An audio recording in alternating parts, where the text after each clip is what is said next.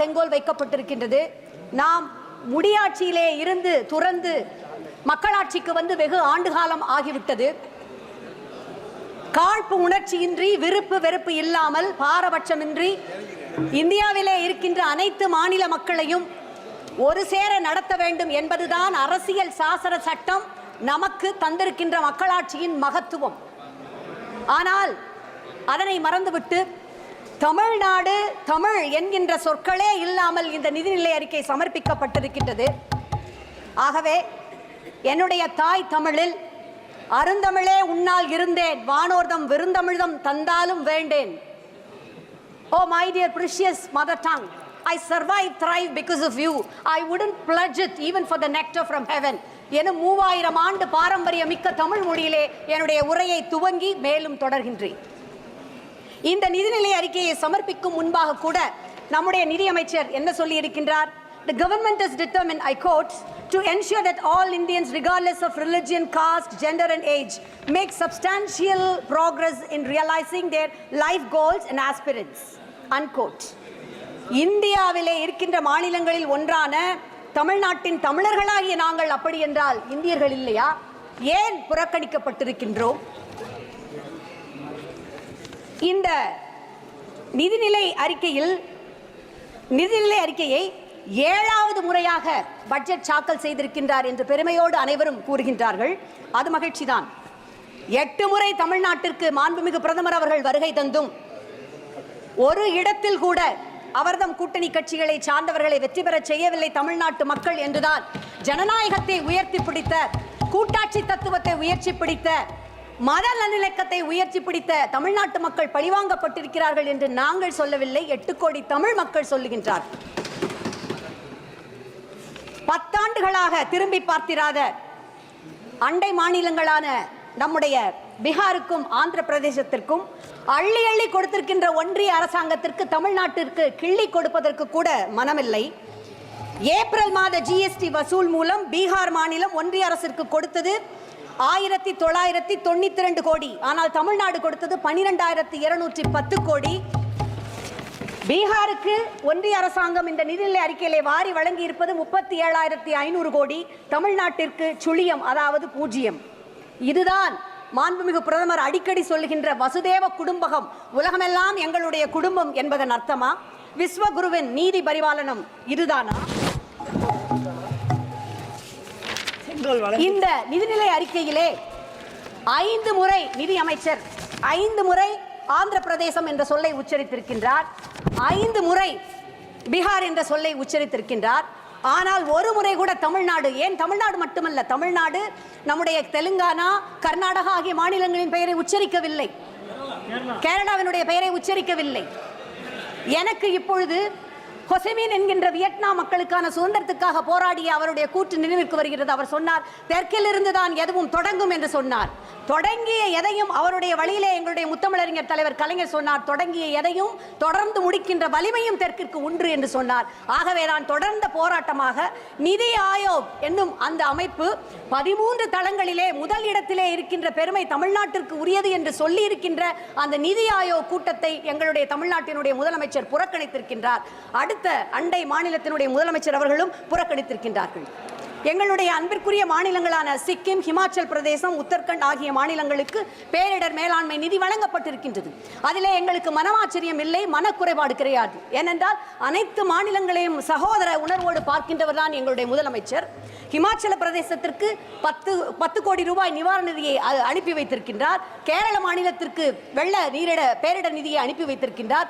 சொல்ல போனார், மணிப்பூரிலே பாதிக்கப்பட்ட நம்முடைய பெண்களுக்கு அவர்கள் தங்கியிருக்கின்ற அந்த முகாமிற்கு நிவாரண நிதியை அனுப்பி வைத்திருக்கின்றார். ஒடிசாவிலே ரயில் விபத்து ஏற்பட்ட பொழுது உடனடியாக முகாம் அமைத்து 24 மணி நேரம் மையம் அமைத்து பேரிடர் அந்த பயணிகளை எடுத்து கொண்டு வருவதற்கான உதவிகளை செய்திருக்கின்றார். இவ்வளவும் நாங்கள் செய்திருக்கின்றோம், யாரையும் குறை சொல்லவில்லை.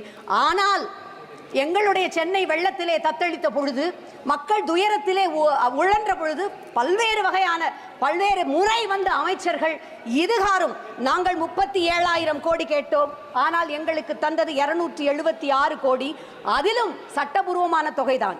இதுதான் பிரதமர் முன்வைக்கின்ற அகண்ட பாரதமா? நம்முடைய நிதியமைச்சர் அவர்கள் தமிழ்நாட்டிலே பிறந்தவர், மகாகவி பாரதியாரை மிக நன்றாக அறிந்தவர். பிரதமர் அவர்களும் பாரதியாரையும் திருவள்ளுவரையும் அடிக்கடி எப்பொழுதும் மேற்கோள் காட்டுவார். பாரதியார் எங்கள் பாரத தேசம் என்று தோள் கட்டுவோம் என்று சொன்னார். அதே பாரதியார் தான் நெல்லை பரளி நெல்லையப்பருக்கு எழுதிய கடிதத்திலே சொல்லுகின்றார், தம்பி நான் ஏறு செய்வேனடா, தமிழை காட்டிலும் ஒரு மொழி மிகச் சிறப்பானது என்று சொல்லும் பொழுது எனக்கு வருத்தம் உண்டாகின்றது. தமிழர்களை காட்டிலும் பிரிதொருவர் வலிமையானவர்கள் உயர்வானவர்கள் என்று சொல்லுவதிலே எனக்கு சம்மதம் இல்லை என்று சொன்னார். இதில் ஏதோ உயர்வு தாழ்ச்சி இவற்றை கொண்டு வரவில்லை, பாக பிரிவினை அல்லது எதை பற்றியும் நான் பேசவில்லை. ஆனால் உரிமை என்று வரும் பொழுது நம்முடைய உரிமைக்காக குரல் கொடுக்க வேண்டும். உங்கள் எதிரிகள் தான் உங்களுடைய ஆயுதத்தை தீர்மானிக்கிறார்கள் என்னும் செகுவாராவினுடைய அந்த சொற்றொடரை பின்பற்றி இன்றைக்கு நாங்கள் எங்கள் உரிமை குரலை இங்கே ஒலிக்க வேண்டியவர்களாக இருக்கின்றோம்.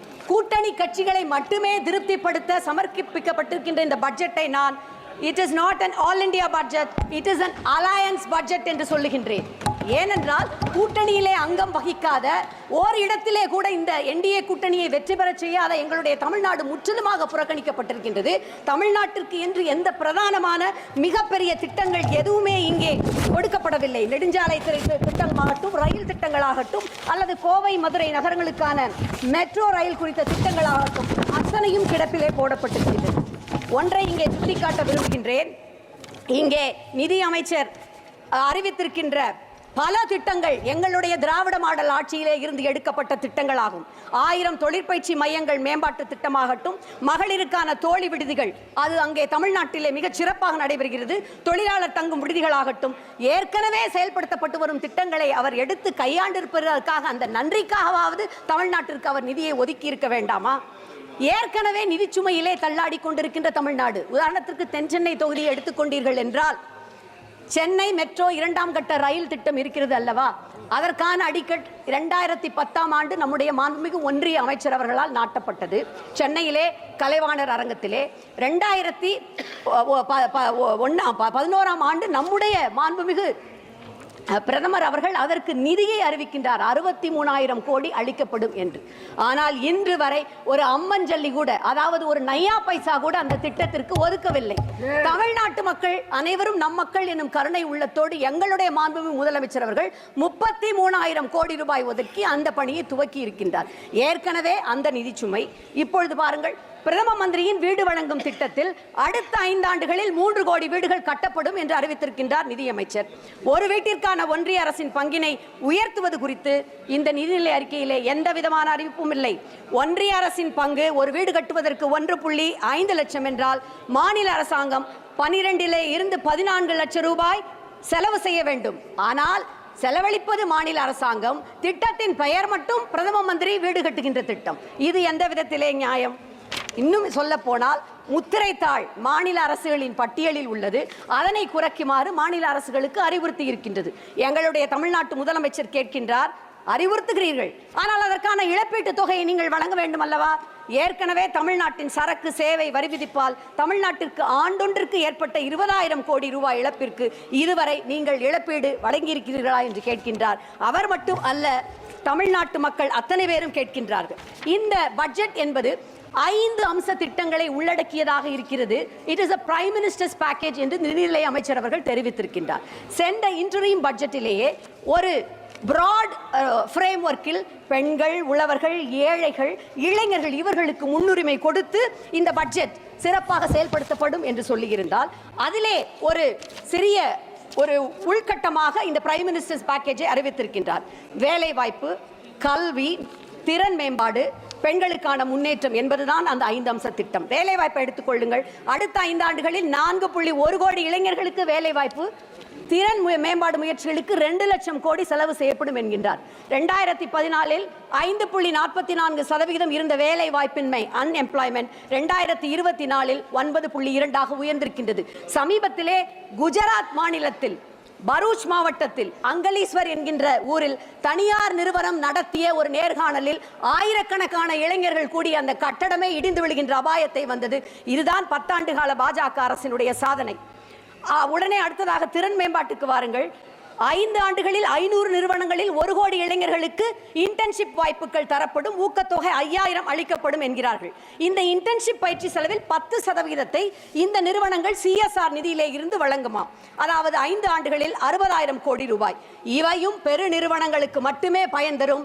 MSME என்று சொல்லப்படுகின்ற சிறு குறு நிறுவனங்களோ அல்லது ஸ்டார்ட் அப்போ இவையால் பயன்பெறப் போவதில்லை. அடுத்த 5 ஆண்டுகளில் 20 லட்சம் இளைஞர்களுக்கு திறன் பயிற்சி வழங்குவதாக அறிவித்திருக்கின்றார் நிதியமைச்சர். ஆனால் பேரவைத் தலைவர் அவர்களே, தமிழ்நாட்டில் மட்டும் ஒரு ஆண்டிற்கு 15 லட்சத்திற்கு மேற்பட்ட இளைஞர்களுக்கு திறன் மேம்பாட்டு பயிற்சி வழங்கி வருகின்றார் எங்களுடைய முதலமைச்சர். ஃபார்மல் செக்டரில் முதன்முறையாக பணியிலே சேர்கின்ற இளைஞர்களுக்கு 1 மாத ஊதியம் வழங்கப்படும். அவர்கள் EPFO என்ரோல் செய்யப்பட்டு அதற்கு பின்பாக குறைந்தபட்சம் 15,000 ரூபாய் அல்லது உயர்ந்தபட்சம் 1 லட்சம் ஊதியம் பெற்றால் மட்டுமே இந்த 1 மாத ஊதியம் அவர்களுக்கு வழங்கப்படும். ஒன்றை நினைவூட்டுகின்றேன், குறைந்தபட்சம் 20 தொழிலாளர்கள் இருந்தால்தான் ஒரு நிறுவனம் EPFO சட்டத்திற்குள் வரும். ஆகவே இதுவும் சிறு குறு தொழில்கள் நிறுவனங்களுக்கு பயன் தராது, பெரு முதலாளிகளுக்கு பெரு நிறுவனங்களுக்கு மட்டுமே பயன்படும்.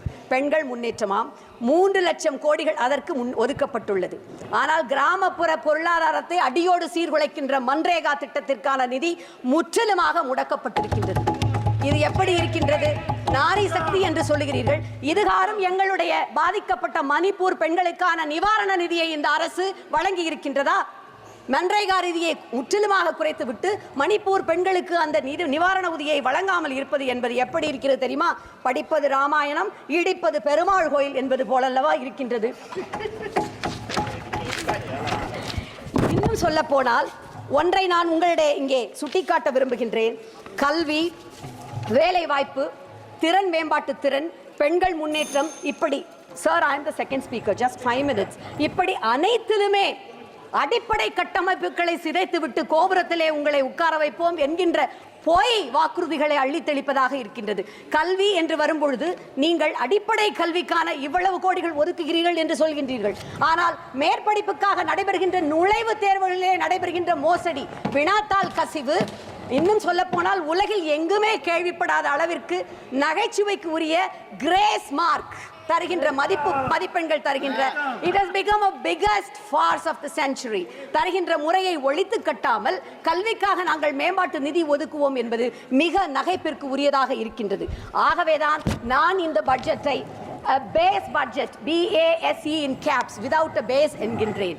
It is a Bihar, Andhra Pradesh satisfying elbow greasing budget, base budget without any base. நான் இங்கு 1910ஆம் ஆண்டு 11ஆம் ஆண்டு பிரிட்டிஷ் பாராளுமன்றத்திலே அன்றைய லிபரல் அரசாங்கத்தினால் சமர்ப்பிக்கப்பட்ட நிதிநிலை அறிக்கை ஒன்றை சுட்ட விரும்புகின்றேன். பீப்புள்ஸ் பட்ஜெட் என்று அது இன்றளவும் பாராட்டப்படுகின்றது. ஏனென்றால் அது பிரிட்டனில் உள்ள வசதிமிக்க பெருமுதலாளிகளிடம் உள்ள பணத்தை அவர்களிடம் வரியாக பெற்று சமூக நலன் சார்ந்த திட்டங்களுக்கு பயன்படுத்தும் அறிவிப்பை வெளியிட்டது. அதை தயாரித்தவர்கள் டெரிபிள் ட்வின்ஸ் என்று சொல்லப்படுகின்ற அன்றைய chancellor of exchequer David Lloyd George, அவரது நண்பர் வின்ஸ்டன் சர்ச்சில். ஆனால் இந்த பட்ஜெட் அதற்கு எதிர்மாறாக மாநிலங்களை மாற்றாந்தாய் மனப்பான்மையோடு அணுகுகின்ற step motherly budget. I would like to quote our party supremo, the founder of our party, அவர் பேரறிஞர் அண்ணாதுரை இங்கே மேலவை உறுப்பினராக இருந்த பொழுது அவர் பேசியதை இங்கே குறிப்பிட விரும்புகின்றேன். I quote, "What right has this government to demand more and more taxes when their performance is of such a low order? I think that this government, after having taxed the people so much, has not given proper returns or proper accounts to the nation. Therefore, though I realize that I do not have the power to stop it, I cannot abet a crime of allocating colossal sums to this inefficient, unrealistic, unresponsive and undemocratic government that is being carried on. But whatever may be the criticism that is offered on this side, they have their numbers and their logic is based on numbers. Therefore, Mr. Chairman, offering this criticism, we have to go to the other forum and receive justice from the only one source, the public. And Mr. Chairman, we are confident of getting a proper verdict." Those were the words by our CNN-A. We have had a proper verdict.